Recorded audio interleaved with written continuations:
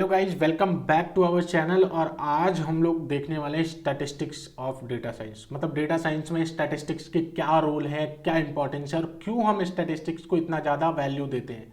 ठीक है, तो अगर हम लोग बात करते हैं वाई के बारे में कि क्यों स्टैटिस्टिक्स हमारे लिए इंपॉर्टेंट है, डेटा साइंस के लिए इंपॉर्टेंट है, डेटा साइंटिस्ट लोगों के लिए इंपॉर्टेंट है, स्टैटिस्टिक्स वैल्यू क्यों इंपॉर्टेंट है।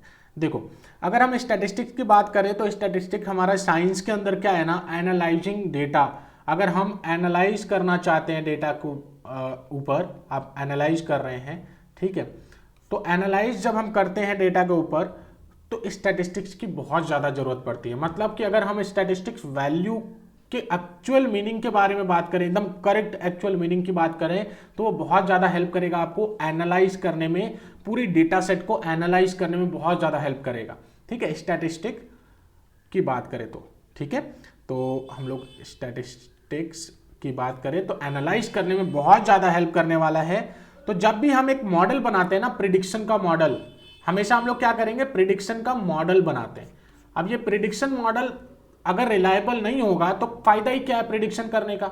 सोचो जरा, अगर हमें प्रिडिक्शन मॉडल बनाने हैं अपने डेटाबेस के बेस्ड पर, हमें एक प्रिडिक्शन मॉडल बनाना है जिससे हम प्रिडिक्ट कर सके फ्यूचर्स की किसी भी डिपेंडेंट वेरिएबल्स की वैल्यू जान सके इंडिपेंडेंट के अकॉर्डिंगली, तो ये चीज हम कैसे कर पाएंगे यूजिंग स्टैटिस्टिक्स। हमें एनालाइजिंग जो होता है कि हम कौन सा डिपेंडेंट है कौन सा इंडिपेंडेंट है, वो सारी चीजें हमें स्टैटिस्टिक्स से एनालाइज होंगी। ठीक है, तो अगर हमें प्रेडिक्शंस मॉडल बनाना है तो वो वर्देबल होना चाहिए, वर्दी होना चाहिए, नहीं तो फिर क्या होगा, वेस्ट हो जाएगा प्रेडिक्शन मॉडल बनाने के लिए। तो हमें उसके लिए स्टैटिस्टिक्स की बहुत ज़्यादा रिक्वायरमेंट होते हैं, उन वैल्यूज़ की रिक्वायरमेंट होती है। चलो, अभी इंट्रोडक्शन है ना, स्टैटिस्टिक्स की इंट्रोडक्शन। देखो, एक्चुअली आप ये चीज़ पढ़ चुके हो। अगर मैं बोलूँ कि पहले भी क्लास में मैं ये चीज़ बता चुका हूँ आपको, तो आपको लगेगा यार ये ऐसे कैसे बता रहे हो सर। तो यहाँ पे ध्यान दो जरा, डेटा डॉट डिस्क्राइब, ये जो मेथड थी ना, जब हम देख रहे थे कि कैसे रीड करते हैं और कैसे क्लीनिंग करते हैं, प्रिपेयर करते हैं, तो यहाँ पे हमने एनालाइज करने के लिए डेटा डॉट डिस्क्राइब मेथड का यूज किया था। इससे क्या होता है आपका, एक बार मैं फिर से एक बार इसको रन करता हूँ आपके इस वाले फाइल को। तो मैं यहाँ पे Python data prep dot py, ठीक है, इसको अगर मैं रन करता हूँ तो यहाँ पे देखो लास्ट में जो डेटा डिस्क्राइब मेथड चला है, तो यहाँ पे आपको ये मिला है वैल्यू।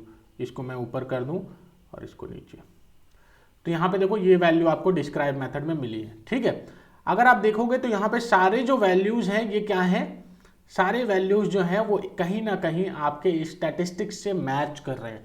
मतलब कि आपको बस इनके बारे में समझना है कि मीन का मतलब क्या है, स्टैंडर्ड डेविएशन का मतलब क्या है, मिनिमम का मतलब क्या है, 25 परसेंटाइल का मतलब क्या है, 50 परसेंटाइल का मतलब क्या है, 75 परसेंटाइल का मतलब क्या है, और मैक्सिमम वैल्यू का मतलब क्या है। मैक्सिमम और मिनिमम आपका पता ही है कि ये क्या है, मतलब पूरे ड्यूरेशन वाले कॉलम में जो सबसे ज़्यादा मिनिमम, मतलब सबसे कम जो वैल्यू थी दैट इज मिनिमम, एंड सबसे ज़्यादा जो वैल्यू थी दैट इज मैक्सिमम। परसेंटाइल का मतलब क्या है ये नहीं पता होगा आपको, स्टैंडर्ड डेविएशन का मतलब क्या है ये नहीं पता होगा। डेटा के अकॉर्डिंग स्टैंडर्ड डेविएशन की बात कर रहा हूँ, ना कि एक्चुअल डिफिनेशंस के लिए। एक्चुअल में भी वही रहता है, बट यहाँ पे थोड़ा सा चेंज हो जाता है डिफिनेशन। ठीक है, तो हम लोग बेसिकली इसको हम लोग क्या बोलते हैं, ये जितने भी वैल्यूज हैं इसको क्या बोलते हैं, डिस्क्रिप्टिव स्टैटिस्टिक्स।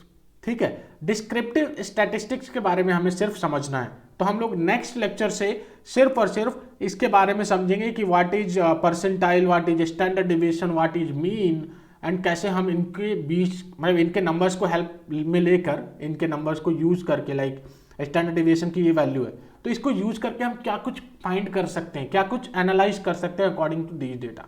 ठीक है, तो ये चीज़ करने के लिए हम लोग को मिलना पड़ेगा नेक्स्ट लेक्चर में। तो चलते हैं, मिलते हैं नेक्स्ट लेक्चर में। जब तक के लिए जय हिंद, जय भारत।